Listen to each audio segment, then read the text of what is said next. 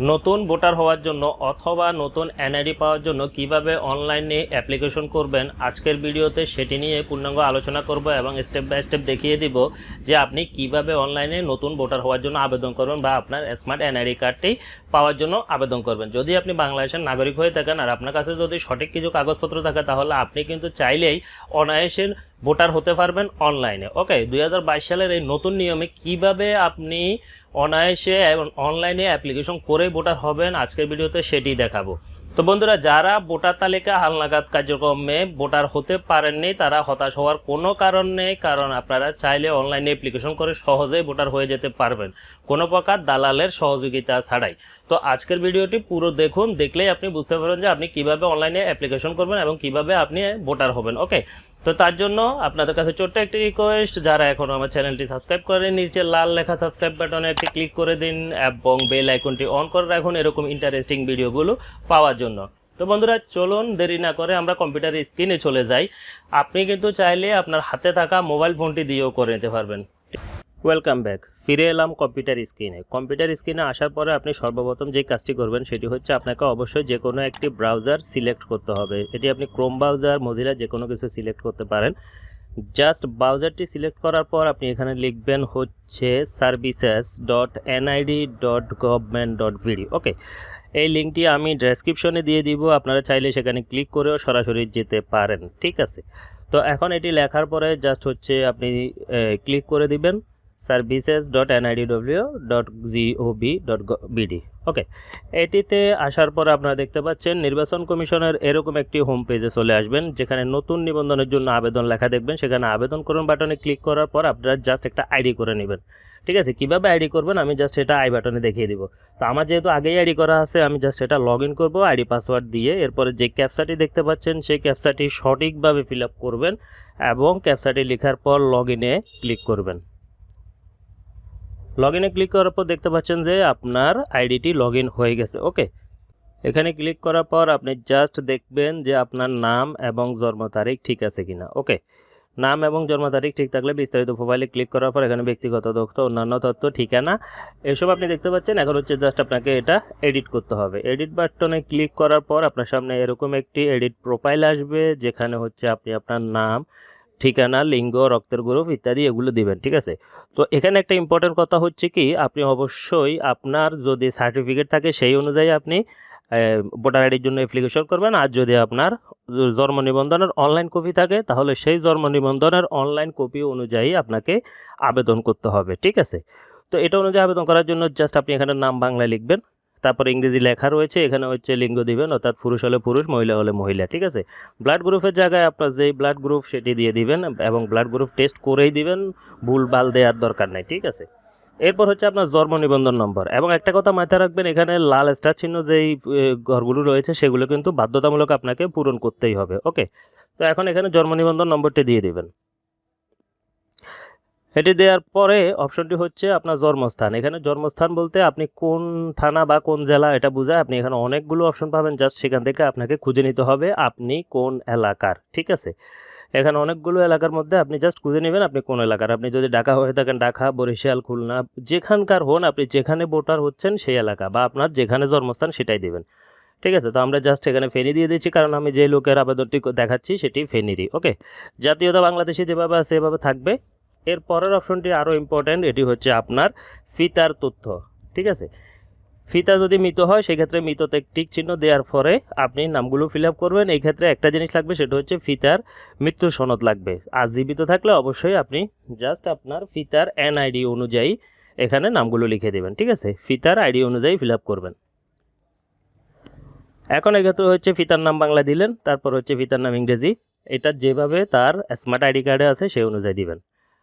ঠিক আছে, এরপর হচ্ছে ফিতার এনআইডি দিবেন, এনআইডি নাম্বারটি যদি 13 সংখ্যা হয় 13 সংখ্যা, 17 সংখ্যা হলে 17 সংখ্যা, যদি স্মার্ট আইডি কার্ড হয় তাহলে 10 সংখ্যা। আইডিতে যা আছে সেম দিবেন। ওকে, তারপর ফিটার ভোটার নাম্বার, মৃত্যু সন এগুলোর দরকার নেই, জাস্ট আপনি একটু স্ক্রল করে নিচে চলে আসবেন, আসলেই দেখতে পাচ্ছেন সেমভাবে ফিতার তথ্যর পাশাপাশি হচ্ছে মাতার তথ্য, অর্থাৎ আপনার মায়ের তথ্যগুলো দিয়ে দিবেন, সেটাও মাতার আইডি অনুযায়ী ফিল আপ করবেন। ঠিক আছে, তো এখানে মাতার নাম বাংলা দিয়ে দিবেন। প্রথমে আমি দিচ্ছি, মাতার নাম বাংলা দিয়ে দিলেন, তারপর মাতার নাম ইংরেজিতে দিবেন, মাতার এনআইডি দিবেন সেম আপনার পিতার নাম বাংলা ইংরেজি এনআইডি এবং মাতার নাম বাংলা ইংরেজি এবং মাতার এনআইডি কার্ড নাম্বার। ওকে, এরপরে বড় ভাইদের তথ্য যদি থাকে সেটি দেবেন। আর আপনি যদি সবার বড় হয়ে থাকেন তাহলে বড় ভাই বোনের তথ্যের কোনো দরকার নেই। ওকে, জাস্ট আপনি স্ক্রল করে একটু নিচে আসলে দেখতে পাবেন যে আপনার বৈবাহিক অবস্থা, অর্থাৎ আপনি বিবাহিত নাকি অবিবাহিত। যদি বিবাহিত হয়ে থাকেন বিবাহিত দিবেন, সেই ক্ষেত্রে আপনার স্ত্রীর নাম দিয়ে দেবেন। আর অবিবাহিত হলে অবিবাহিত সিলেক্ট করে জাস্ট পরের অপশনে চলে যাবেন। ওকে, তো এগুলো ফিল আপ করার পর আপনি জাস্ট একটু উপরে আসলে দেখতে পাচ্ছেন যে পরবর্তী বাটন, এটাতে ক্লিক করুন। পরবর্তী ধাপে চলে যাওয়ার পর আপনি এখন দেখতে পাচ্ছেন যে এখানে এডুকেশনাল কোয়ালিফিকেশন, অর্থাৎ আপনার শিক্ষাগত যোগ্যতা সেটি দিয়ে দিবেন। এরপরে অপশনটি হচ্ছে পেশা, অর্থাৎ আপনি কি করেন, আপনি কি সরকারি চাকরিজীবী, বেসরকারি চাকরিজীবী, নাকি আপনি প্রবাসী, না আইনজীবী, শিক্ষক, আপনি কোন পেশায় আছেন জাস্ট আপনি আপনার পেশাটি এখানে দিয়ে দিবেন। ওকে, আমি যেই আবেদনটি করছি সে হচ্ছে একজন বেসরকারি চাকরিজীবী, তাই আমি এখানে বেসরকারি চাকরি দিব। ওকে, নেক্সট অপশনটি একটু গুরুত্ব দিয়ে দেখবেন, এটা হচ্ছে অসমর্থতা, অর্থাৎ আপনি যে আর আবেদনটি করবেন বা এটি যদি কোনো প্রতিবন্ধী হয়ে থাকে সেই ক্ষেত্রে এখানে সিলেক্ট করে দেবেন সে কী ধরনের প্রতিবন্ধী, যদি না হয় তাহলে দরকার নেই। ওকে, 3 নাম্বার ড্রাইভিং লাইসেন্স, পাসপোর্ট এগুলো দরকার নেই। ইম্পর্টেন্ট হচ্ছে ধর্ম, এখানে আপনি হিন্দু, বৌদ্ধ, খ্রিস্টান, ইসলাম যেটাই হয়ে থাকে সেটা দিয়ে দেবেন। টেলিফোন নাম্বার লাগবে না। মোবাইল নাম্বার রেজিস্ট্রেশনের সময় দিয়েছেন সেটি এখানে অটো সেট করা আছে। ওকে, এরপর নেক্সট ক্লিক করুন। পরবর্তী বাটনে ক্লিক করার পর দেখতে পাচ্ছেন অবস্থানরত দেশের নাম, অবশ্যই আপনি বাংলাদেশ দিবেন, ঠিক আছে। এবং ভোটার ঠিকানা বর্তমান অথবা স্থায়ী, আপনি যেখানে দিতে চান স্থায়ী হলে স্থায়ী দিয়ে দিবেন, ঠিক আছে। এরপর নিচে আসলে দেখতে পাচ্ছেন যে এগুলো হচ্ছে আপনার বর্তমান ঠিকানা, স্থায়ী ঠিকানা, এগুলো ফিল আপ করবেন, ঠিক আছে। এই ক্ষেত্রে আপনি জাস্ট হচ্ছে আপনার বিভাগ কোথায়, জেলা কোথায়, থানা কোথায় এসব দিয়ে দিবেন। তা আমি আমার বিভাগ চট্টগ্রাম জেলা ফেনী, উপজেলা ফেনী সদর, আরএমও হচ্ছে, আরএমও মানে হচ্ছে আপনি পল্লী পৌরসভা এসব যে এলাকা আছেন ওই এলাকা দিবেন, ঠিক আছে। এরপর হচ্ছে ইউনিয়ন দিবেন, মৌজা দিবেন, মৌজাগুলো আপনি আপনার এলাকার নাম অনুযায়ী দিবেন, ঠিক আছে। প্রত্যেকের এলাকার নাম অনুযায়ী দেবেন। এবং ইউনিয়নে আপনার ওই এলাকায় যদি ইউনিয়ন হয়ে থাকে কত নাম্বার ওয়ার্ড আছেন, যদি পৌরসভা হয়ে থাকে তাহলে পৌরসভার কত নাম্বার ওয়ার্ডে, ঠিক আছে। তো এগুলো জাস্ট হচ্ছে আপনি আপনার ভোটার আইডি অনুযায়ী দিবেন, ঠিক আছে। তো এগুলো ফিল আপ হতে থাকুক। এর পাকে গুরুত্বপূর্ণ একটি কথা হচ্ছে আসলে আপনারা যারা অনলাইনে অ্যাপ্লিকেশন করবেন, অ্যাপ্লিকেশন করার পরে কাগজপত্র কি কি লাগবে এটি কিন্তু আমি ভিডিওর ডেসক্রিপশন বক্সে লিখে দিয়েছি খুব সুন্দর করে। আপনি ভিডিওটি দেখার পর ডেসক্রিপশন বক্স ক্লিক করুন। ডেসক্রিপশন বক্সে ক্লিক করার পরেই আপনি দেখতে পাবেন যে এখানে আসলে কি কি কাগজপত্র লাগে, ঠিক আছে। এগুলো আবেদনের পর আপনি পুরো ফাইলটিকে নিয়ে আপনি চলে যাবেন হচ্ছে আপনার নির্বাচন কমিশন অফিসে। সেখানে গেলেই আপনি এগুলো জমা দিবেন। তারপর তারা আপনার ফিঙ্গারপ্রিন্ট এবং ছবি তুলবে। এরপরে আপনি ভোটার হতে পারবেন। ওকে, এখন জাস্ট হচ্ছে এগুলো ফিল আপ হচ্ছে, আপনারা আপনাদেরটা নেবেন, আমি এগুলো দিয়ে দিলাম। যাই হোক, ফিল আপ হয়ে গেল মোটামুটি। এরপরে নেক্সট একটি ইম্পর্ট্যান্ট অপশন রয়েছে,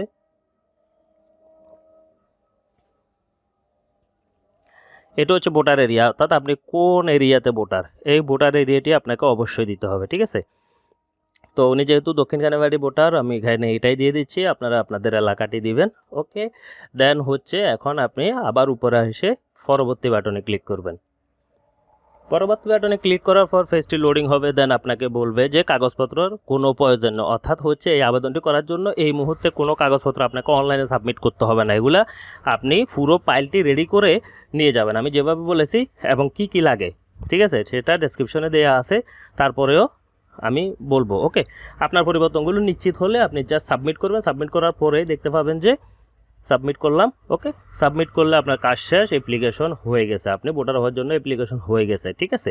এখন হচ্ছে আপনি যে এটা হচ্ছে ডাউনলোড করে নেবেন, আপনার নিজের যদি কম্পিউটার থাকে বা আপনার প্রিন্টার থাকে ডাউনলোড করে নেবেন, অথবা আপনি অ্যাকাউন্ট করার সময় যে আইডি পাসওয়ার্ড দিয়েছেন সেটা দিয়ে যে কোনো কম্পিউটার দোকানে গেলেও আপনি এটা প্রিন্ট করে নিতে পারেন, অথবা ডাউনলোড করে এই পিডিএফ ফাইলটি নিয়ে গেলেও আপনি এটা প্রিন্ট করে নিতে পারবেন। ওকে, তো এই ক্ষেত্রে কথা হচ্ছে আপনার জন্ম নিবন্ধনের কপি, সার্টিফিকেট যদি থাকে সেটি, পাসপোর্ট, ড্রাইভিং লাইসেন্স থাকলে সেগুলো, এবং হচ্ছে পিতা মাতার এনআইডি, হোল্ডিং ট্যাক্সের কাগজ, ঠিক আছে, বিদ্যুৎ বিলের কপি, এগুলো নিয়ে আপনি সবগুলোকে একসাথে ফাইল করে ছবি সহ, আপনার পাসপোর্ট সাইজের ছবি সহ আপনি সরাসরি এগুলো হচ্ছে আপনার নির্বাচন অফিসে জমা দিলে তারপর তারা আপনাকে একটা ডেট দিয়ে দিবে, সেই ডেট অনুযায়ী আপনি ছবি তুলবেন এবং ভোটারের বাকি কার্যক্রম ফিল আপ করবেন। ওকে, আমি জাস্ট আপনাদেরকে দেখিয়ে দিলাম যে অনলাইনে সঠিক নিয়মে কিভাবে আপনারা ভোটার হওয়ার জন্য আবেদন করবেন।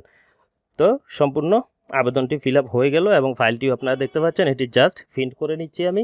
দেখুন এটা সরাসরি প্রিন্ট অপশনে চলে এসে প্রিন্ট অপশনে আসার পর এটাকে জাস্ট প্রিন্টে ক্লিক করলে এটি প্রিন্ট হয়ে গেল। ওকে, তো প্রিন্ট হওয়ার পর বাকি কাগজপত্র সহ আপনারা এগুলো জমা দিয়ে দেবেন। এরকম আরও নতুন নতুন ইন্টারেস্টিং ভিডিও পাওয়ার জন্য চ্যানেলটিকে সাবস্ক্রাইব করে রাখুন এবং নোটিফিকেশন বেল আইকনটি অন করে দেন। আজকের ভিডিও এই পর্যন্তই। সবাই ভালো থাকুন, সুস্থ থাকুন, আল্লাহ হাফেজ।